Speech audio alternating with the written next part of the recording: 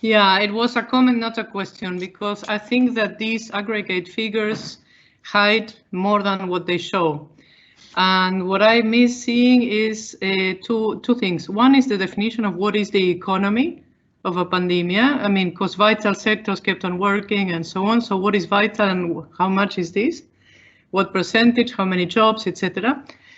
And the second one is precisely if you can do disaggregated sectorial data, not just industry services, but I mean, I'm sure that trade in some sectors must have collapsed, absolutely, whereas others probably not, like the medical equipment.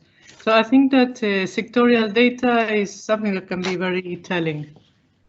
So it's two comments, in fact, but you don't need to answer. Let's go. I like it. Let's try to get as much comments and questions as possible, so that we have this because that is what I really need. Then there's another clarification question from Zemzem, and she has several follow-up questions. So maybe Zemzem, you can ask your questions. Okay. Hi, Peter. Thank you so much. My question was when you were showing the graph for the where you divide the time between before and after the Great Lockdown. Did I understand that the Great Lockdown you marked it in Jan, or is it March? Yeah, so it is January, and to Georgina, yes, sectoral data are showing exactly what you're expecting. They're showing a very heterogeneous kind of pattern. Especially what we can see is what is happening with the leading indicators. It's like what is happening with orders, industry orders, but also all kind of surveys that are there on the mood of people. And then we can see exactly the kind of pattern. It's not only medical equipment, it is also people who are working in the electronic, so in the internet business. It's also people who are working on in sectors where you see a lot of growth. It's in retail, but it is certain parts of retail, and it's home delivery. And then there is a big part of the economy that is simply doing its job. It's like us. We continue to do education overnight with a lot of effort, but we are still part of the economy. For the Netherlands, that's about 55%, but we are in the top 10% of countries, and it is definitely something that will be later in the book as well. Mansoob, do you want to follow up with your questions?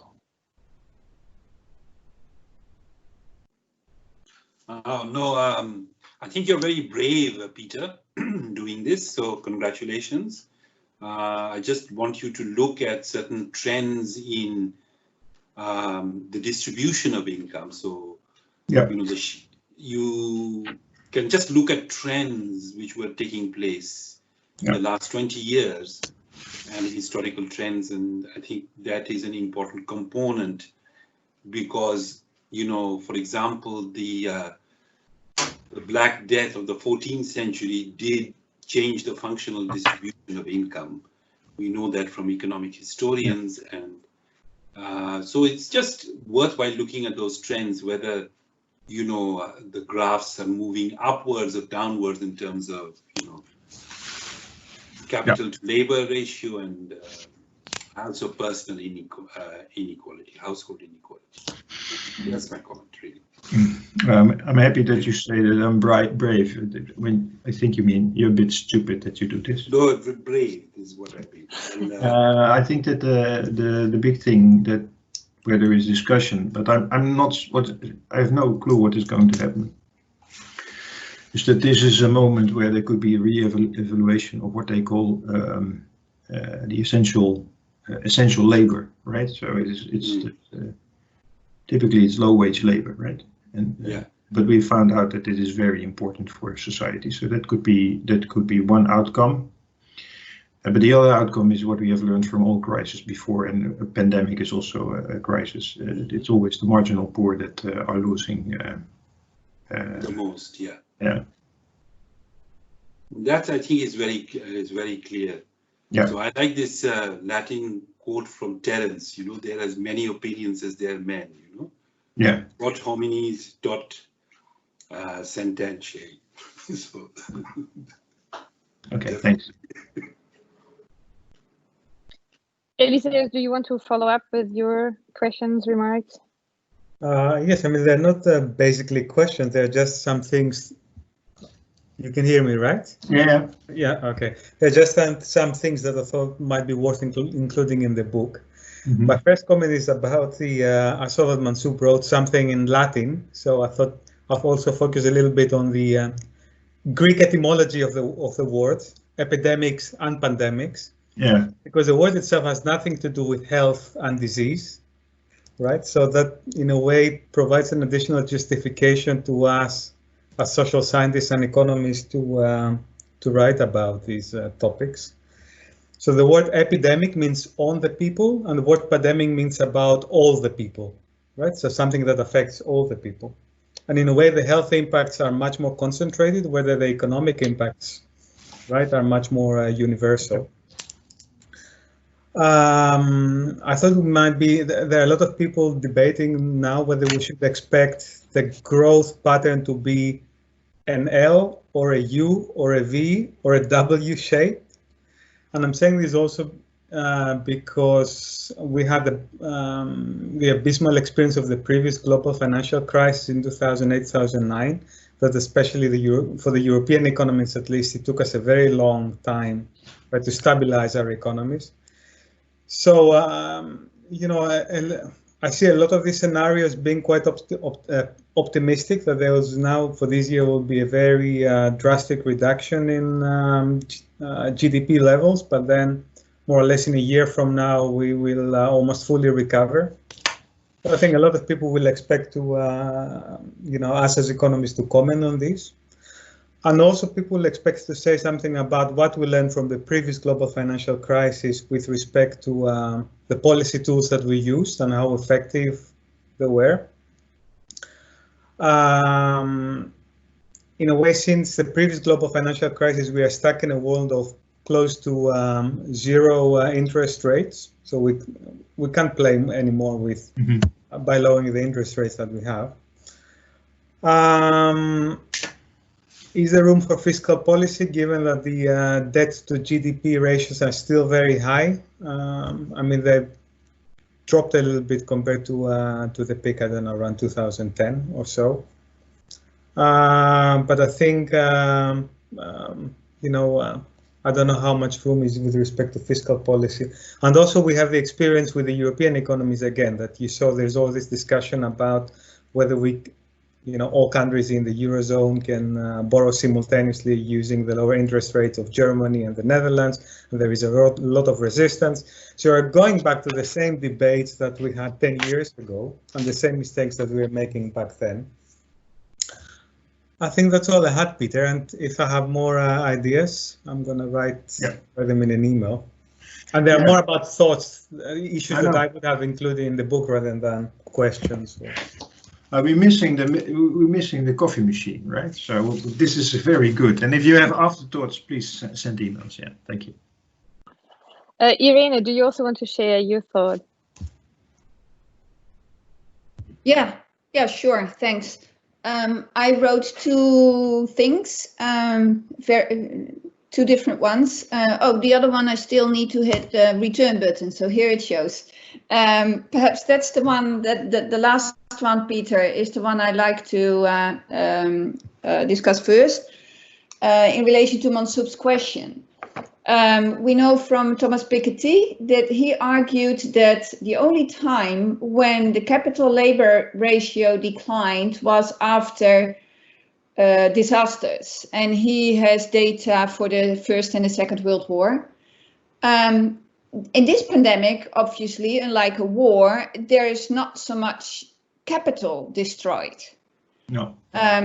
So exactly, but there may be a parallel, but then within the production factor of labor, there are people like us who work with our minds and people who work with more physical capital, truck drivers, you know, people in factories that are less hit, but those in personal services, they are hit.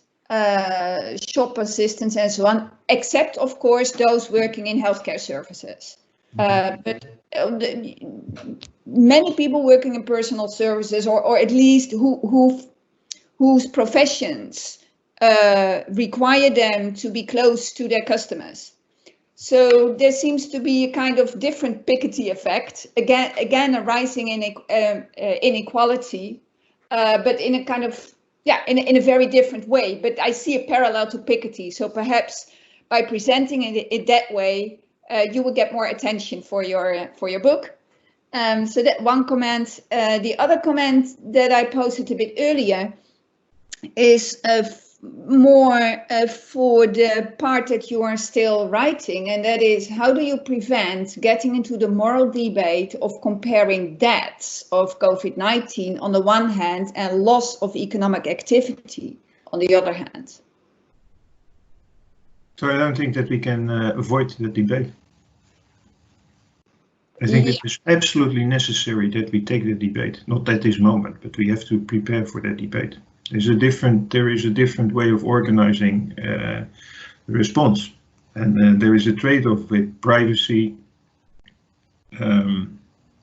health, and economy. It's a bit like a trilemma, and also human rights. So when you take a look at China, and I'm not in favor, and I'm not a friend of China, but when you take a look at the response to the virus, they have been successful in a way that you cannot deny, and we have been very unsuccessful in the initial response. So that is something to think about. And also the issue is there is a choice between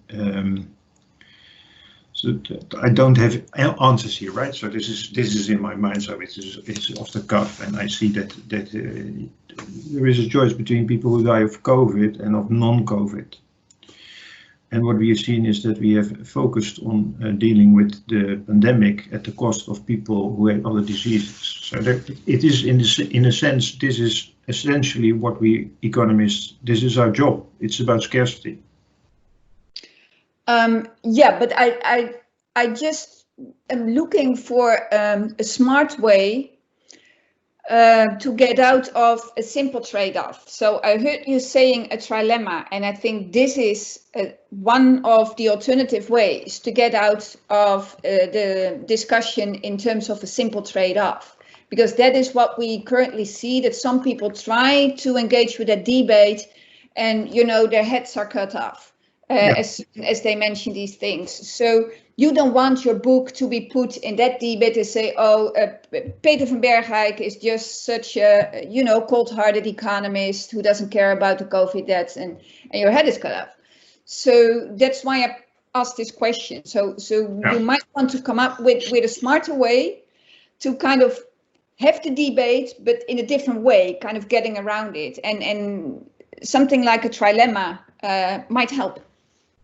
So this is when you take a look at the material that I send around, what I want to do is I want to have different scenarios for different ways in society deals with these issues. Because I think that my own book is not going to answer the dilemma. It can only be something that makes people think. That is the ambition that I have. And I have a strong view on this. But I don't want it to be in the book. The strong view is that we cannot avoid the discussion, and that there is to be some sort of rationing in access to the healthcare system at the moment that a pandemic occurs. And it is not about COVID. It is about the next. It's about the next pandemic. Okay, but good. Gina, you had another comment. A comment on the comments, you mean? No, Gina. Oh, I meant Gina. Yeah, Georgina, I saw your comment on the comment that on physical capital, other forms of physical capital or other forms of capital that have been destroyed. So it's good that we have them all in the chat, because then Peter, you can just copy the chat. Yeah. No, I meant Gina. Do you want to share it or you want me to read it out? No, wait a minute. You mean me? Okay. Yes, No, I meant you. Sorry. Sorry.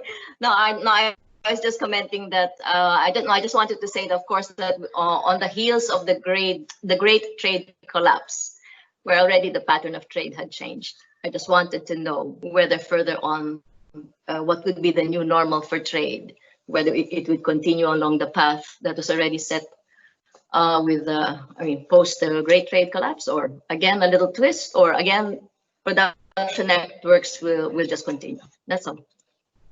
Anyway, it doesn't have to be answered.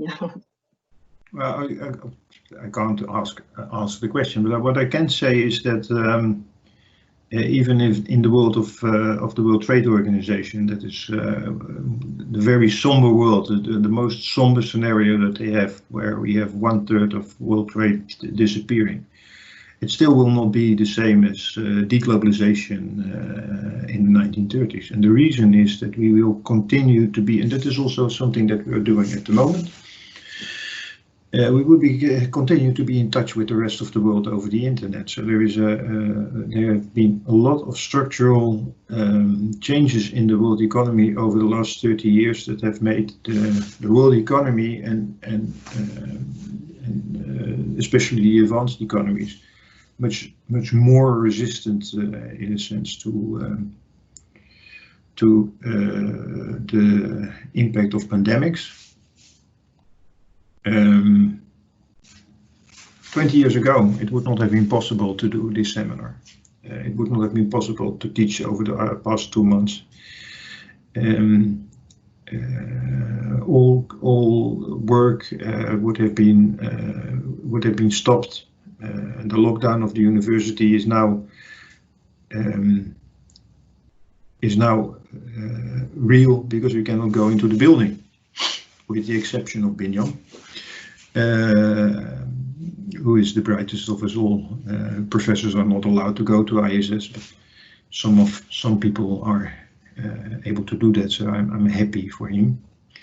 But the university would have come to a standstill. Of course, we would have read and would have written, but now we can share and discuss and continue our work, and that is something that is also relevant when we think about the international economy. It may be that we have to find new alternatives for what we are doing. It may be that this is also a stimulus to 3D printing. It may be that we become more integrated because we realize the opportunities of having goods and ships move, but moving people, that is something that will be completely different. So I think that if you want to take a look at what could be a structural result of the corona crisis, then it will be not so much in terms of goods or capital or that kind of things, but it will be especially in terms of people. And then I hope that we can find a substitute in meetings like this. Yeah, well, we're already running over time, but Binyam, do you also want to ask your question or share your observations? Well, it's just a suggestion, and I would leave to Peter. One is about, well, the need to monitor the trends in terms of sectors, maybe give some insight, and also the way the regional analysis, including the trend, the way you include China, is interesting, and also to look something like this Africa. So yeah, some sort of regional analysis would give the difference in terms of the impact, as well as the way they are managing and so on. There is a lot of discussion, how it will hit Africa, but I would say more or less so far things are, not the way we see in Europe. So there are two things: regional analysis, just suggestion, and some sectoral analysis as well. Okay. Yeah, thank you. Thank you.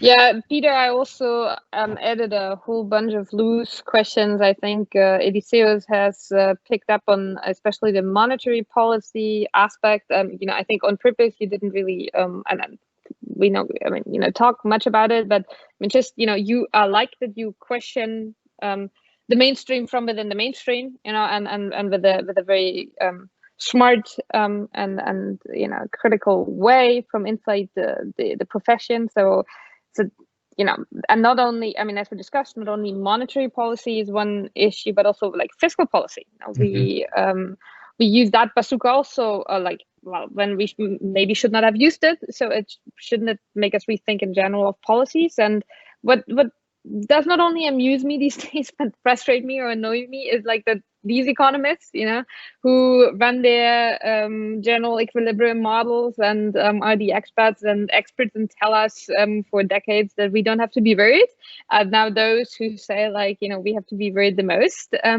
So as economists, as profession, it should also make us think, And what I find very frustrating is that we focus so much on the short term and we focus so much on the industry without thinking about the harm we do to the kids.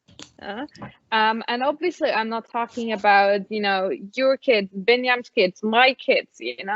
I'm talking about these kids who suffer hunger. I'm talking about these kids who are in tiny little apartments, who live under violent conditions, and every once in a while you hear some social worker, mentioning it. But the economy, I heard one economist talking about it in this entire debate, a single voice. And we know that in terms of microeconomic evidence, it's one of the strongest evidence bases we have, about the schooling, low-income nexus and how that truly, is passed on from one generation to the next.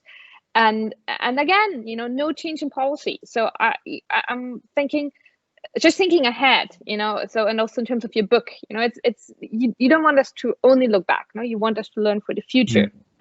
So I think we have to question, and not so much as discipline, because some of the facts are established, but then in bringing established facts to policy making. So we in principle we would need several regime shifts also. And I don't know how far you want to push, and what you want to say in this regard, but that is just what came to my mind. And I'm just scrolling through this one now. Yeah, and also, as you already mentioned, the whole discussion on privacy issues versus ICT. What can be done, what should be done in liberal democracies, etc. What can we learn from Asia? I think it has been prominently featured now in the news, that when we talk about learning, we look at we often look at Germany, and so what can we learn? Sometimes we look at women. What can we learn from New Zealand? What can we learn from the female leaders versus the male leaders we have right now? But we look very little at Asia. We look very little at Africa, and doesn't occur to us that Asia learned a lot by copying, and we might copy as well and learn from that. So some of it could also question just the way the world runs and functions, and our old world centric or metric that everything is about Europe. So I think Irene has one more comment, but that is basically a bit of a that we talked about all the questions. So I think let Irene ask her final or share her final thought, and then let's conclude it. Yeah, good. Okay, thank you. Well, this is just following up the discussion. I think it's moving in an interesting discussion that may be really helpful for Peter. So I think we're moving away from comparing money, loss of GDP, trade with health and loss of lives, to a comparison of loss of lives due to the pandemic and loss of lives due to the lockdown. So then you compare the same units, and then you stay away from that debate that, economists just think in terms of, GDP or whatever. So moving the book in that direction might actually be most fruitful, I think. Yeah. So, thank you. When I talk about GDP, it's about because GDP is only necessary as a means. It's, for me, money is only important in this discussion because money is relevant for the future healthcare, to finance future healthcare, and that is the reason why I think that the economy is also very important. So we have three different kinds of debts: lockdown debts, disease debts, and future debts, or due to the breakdown of the healthcare system. And I think that might be a way to go. My hope is really to start thinking ahead, Natascha. So that is what should be achieved. When the publisher called me, I said, "Oh, yeah." We talked about things, and I said, "Oh, perhaps Corona or something." And then she said, "Okay, write it down." So I wrote it down, and I discovered that I have ideas about the future, but the past was the most difficult thing to write. And for the present, that will be mainly reflection on how you are in the midst of a crisis. So it will not be really focused on now, because now is already past, right? So that is the future is important, and thinking ahead of the crisis is important for two reasons. Nobody is now thinking long term. We have to start thinking long term. So if that comes out of the book, that is already one thing. The other thing is we need to prepare for the next one. And I think we have done a very bad job for this coronavirus thing. So I think that is something to take care of. And if that is something that I can get out of the book, that is extremely would be extremely good. I'm very happy with all the comments. I think it was very good for me because I need the perspectives and I need the questions. And I think this is a very efficient way to get a lot of feedback on where I am.